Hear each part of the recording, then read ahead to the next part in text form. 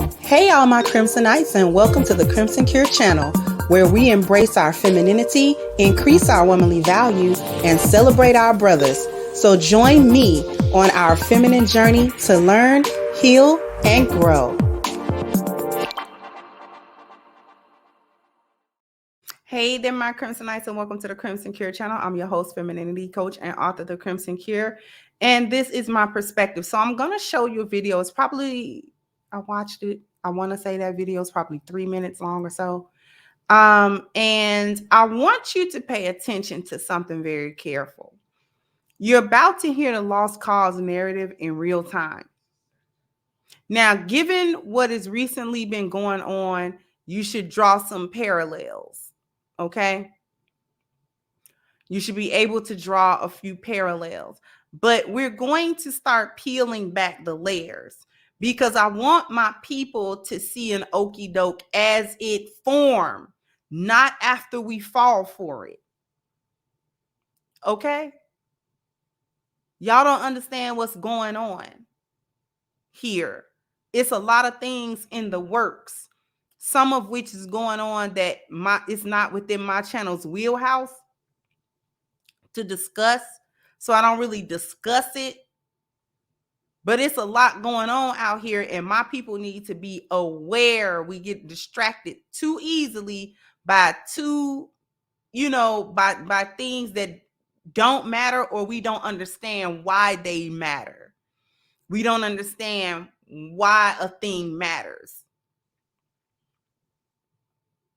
Okay? We will downplay something that actually is critical because we don't understand what we're looking at and we don't understand what we are experiencing. The founder of Cash App was found deleted in his home, stabbed to death. The federal government is going to roll out a Cash App type of app. Do I need to say other things other than that? That's not a coinky dink. It is so much stuff moving around here. And the dust up that happened within the past 2 weeks is not as small as you think. And we're going to peel back some layers in the upcoming shows, upcoming videos, so that I can actually give you the information that you need. But I'm going to stop talking. I'm going to run the video. It's probably, like I said, about 3 minutes long. It's very interesting. Please listen carefully. Let me go ahead, share my screen with you guys, and here we go. Back like a couple hundred years, it was pretty normal to own slaves. Is that right or correct? Why are we talking about slavery? Because I'm showing you why the ad populum fallacy is a logical fallacy. Honestly, back then, a lot of Black people participated in the slave trade themselves. So yeah, that doesn't make slavery right. Are you trying to defend slavery? It was a product of the time, dude. Are you trying to defend slavery? Did you not see Matt Walsh's new video on this topic? I did, and I think that defending slavery is cringe as defending slavery, but I think we're illogical if we didn't realize that a lot of Black people enjoyed being slaves back when slavery was a thing. Well, how do you know that Black people enjoyed being slaves? I mean, it's just in history. I've read about a lot of Black people not only participated in capturing slaves, but a lot of Black people enjoyed being slaves. Because of course, when you're really? Brought up doing something like being a slave your whole life, it's all you know. I'm sure a lot of slaves probably enjoyed it and were happy because that's the only lifestyle they were aware of. That's crazy. Can you not think like that? Is it really that dense? I have never heard of somebody enjoying having to work countless hours on a plantation, being dehumanized and whipped and told they're not human, and being beaten within an inch of their life, and being saying that. I don't think that people enjoy that. You can't deny the fact that there were probably slave owners that, just like there were really bad ones, there were probably slave owners that probably treated their slaves really nice too, right? You're not thinking logically. You're being so dense. So I'm just going to say that in general, I think it's wrong to own humans. Of course. We're not in that time period anymore. But you're defending slavery. I'm not defending it. I'm saying it was a product of the time. You said that Black people enjoyed being slaves. I think there were probably a good majority of Black people who back then were born and raised as slaves Probably because that's the only thing they knew. It was the environment they grew up in. If they had a slave owner who treated them well, they probably enjoyed their lives, a few of them. I think it's illogical to believe that every person who was a slave back then hated their life. I truly think that's illogical. I do. I'm pretty sure that being owned is not a good thing. Because you grew up in this generation and this is what you've been taught. And we know these things now. No, but back then, not just because those societal standards were not created yet. Not just because I grew up in this generation, but because I can think logically and morally on this topic and why it is unfair to own another human based off of their birth as having like a certain skin color, for example. That's unfair. I'm pretending like I'm saying it's okay to own slaves now, because that's not what I'm insinuating. You are defending slavery. I'm not defending it. I'm just giving you the facts. Aren't you all about facts over feelings? Yeah, and I believe that slavery is immoral. Right, and I do too. But the fact was, back then, I think you're illogical if you think that some of them didn't enjoy being slaves or enjoy their lives. Why would anyone enjoy being a slave? That's the environment you grew up in. That's all you've ever known. So if you grew up in that environment and you have a slave owner who treats you well, that's just all they know. So they probably were happy about it. They didn't know freedom. Why is it so hard for you to understand this? What does like a slave owner treating their slave well look like? I mean, back then, I'm sure some of them, I'm pretty sure they fed them, right? Or probably that like they weren't whipping anybody or like not tormenting anyone. Just like, I don't have like specific details for you. Okay, as long as you're working inhumane hours on plantations, but you're being fed, then that's a good thing. Again, I'm not saying slavery was a good thing. You're not going to like try to make it seem like that's what I'm saying, because I don't know what you want me to say. If you want to believe that every person back then who was a slave hated their life, go for it.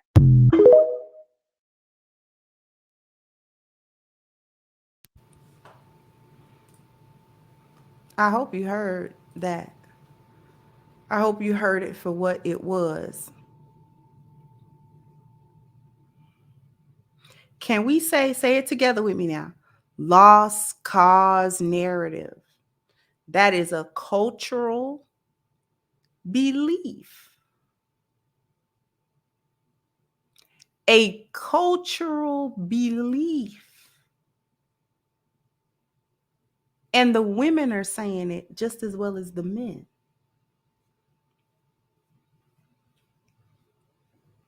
It's not a one-off. It's not information that they got from Thomas Sowell, because Thomas Sowell wasn't alive during Reconstruction when the lost cause narrative was developed and created and perpetuated.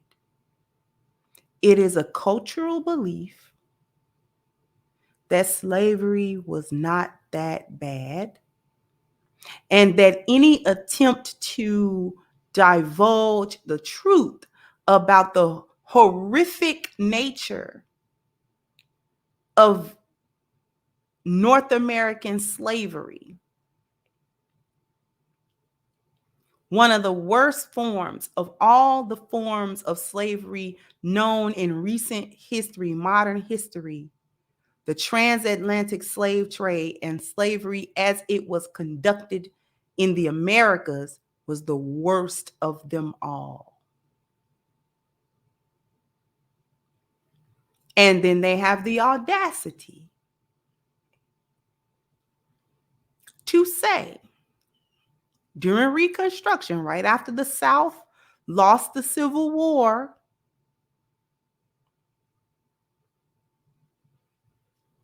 to say that the slave owners were benevolent and the slaves were content to be slaves.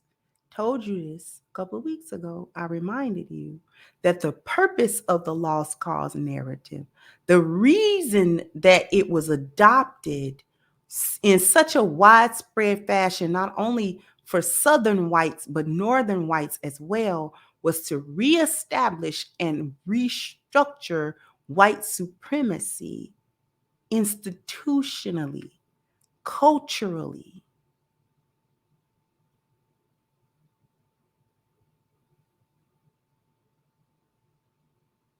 This is a cultural, widespread belief. The one-offs are the white people that don't buy into the lost cause narrative. Those are the exceptions. The rule is that they believe that. They were raised to believe that.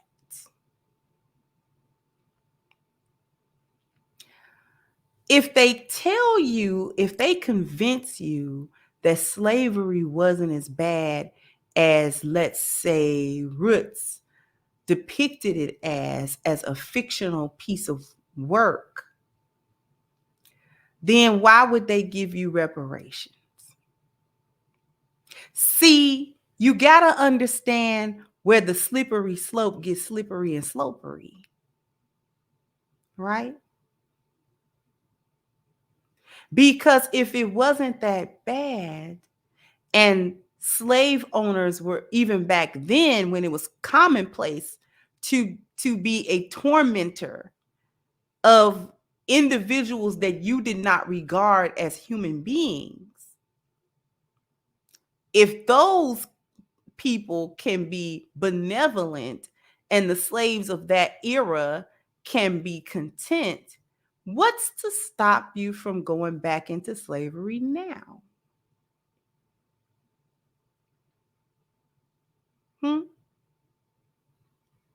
Because if they can convince you about the ethical and moral high ground of chattel antebellum slavery, then it won't take much to get you back in that position. You think you won't go, but you would.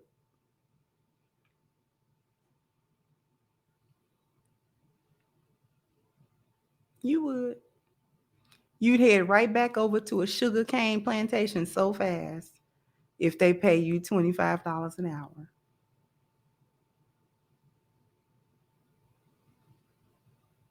This is why they don't want to teach CRT in schools.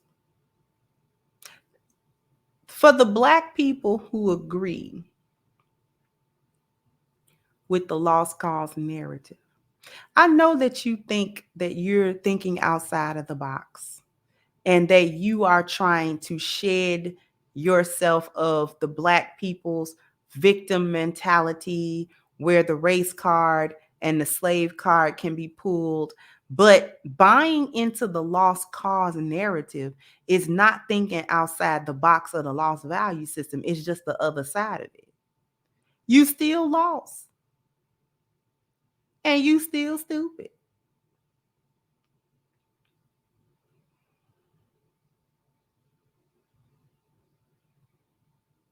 We will never truly comprehend the horrors of chattel antebellum slavery. We will never know that. See, as long as we argue among ourselves about whether or not slavery was embellished, whether or not slaves could be content, whether or not Black people in this country were ever even slaves at all,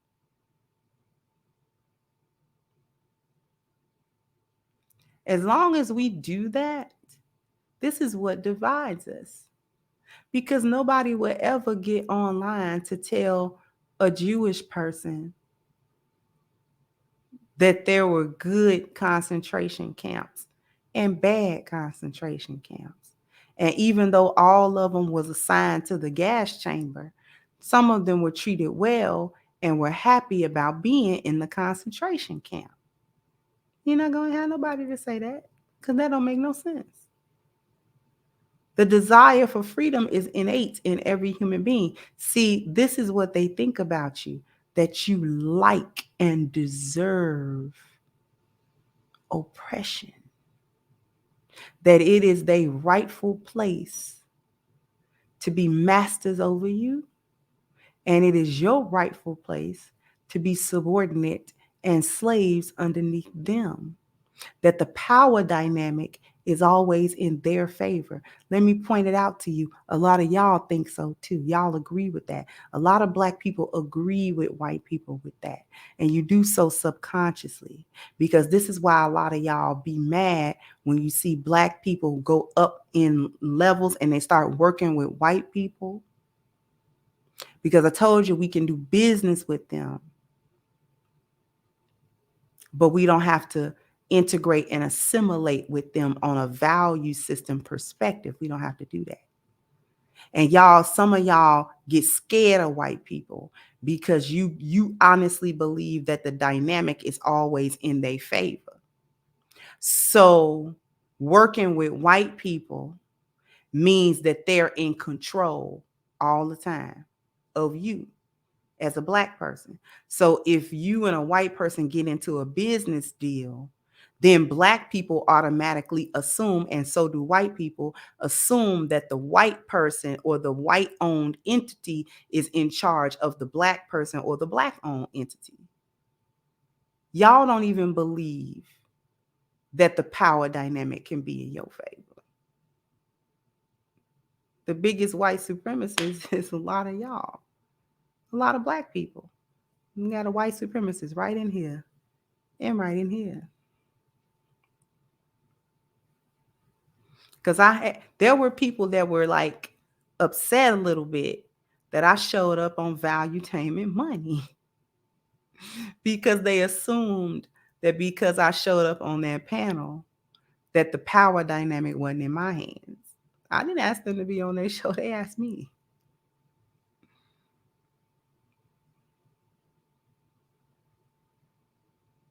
And it was a good experience as well. Because see, when you know who you are, you can go anywhere and do whatever you want to do and maintain your value system while you do that.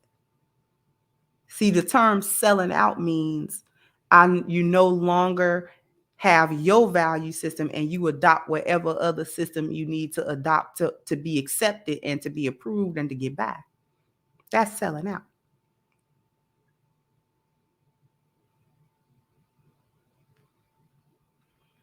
We're going to uncover this. There's a lot of layers to this. That's what we're going to be dealing with this week. While we're not going to get reparations, while we're not seen as a nation, we don't even think like a nation. Are there Black people in this country whose ancestors were already native to it and that did not experience generationally chattel slavery down their generational line and in their lineage and ancestry? The answer is yes. But then there are also the ADOS, the African descendant of slavery, the American descendants of slavery, rather. And my family is a part of that. And many of us, our families, were a part of that. But we like to downplay it too. Oh, it's not. It wasn't that many Black people that was actually enslaved. There were so many of us that were free anyways, and we never experienced slavery, the majority of us. Some people, some Black people actually disavow that the transatlantic slave trade even occurred historically. And it's such a slap in the face.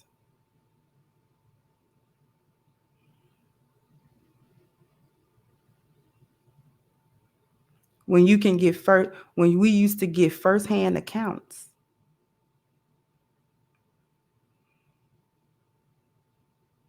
at best secondhand accounts of what it was actually like to be Black in this country.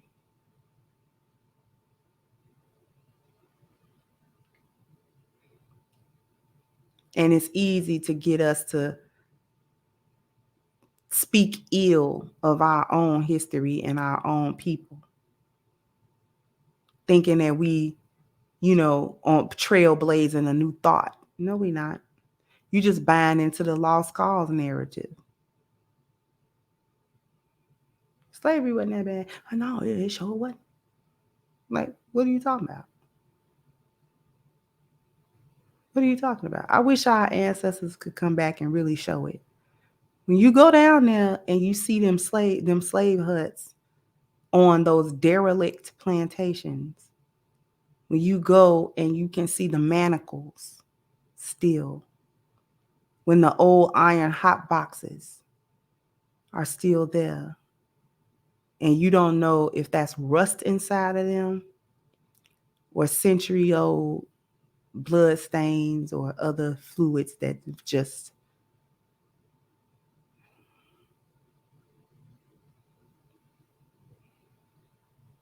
when you touch a cotton ball and you gonna cut your hand because it's hard and sharp and rough.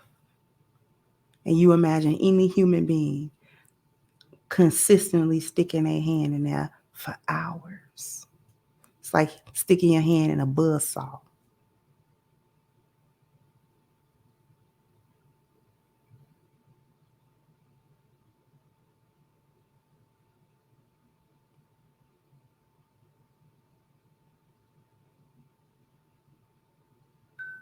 And it just hurts me that we can sit around and think like her. Because we don't know where that come from. We don't know what it is, despite me telling you what it is.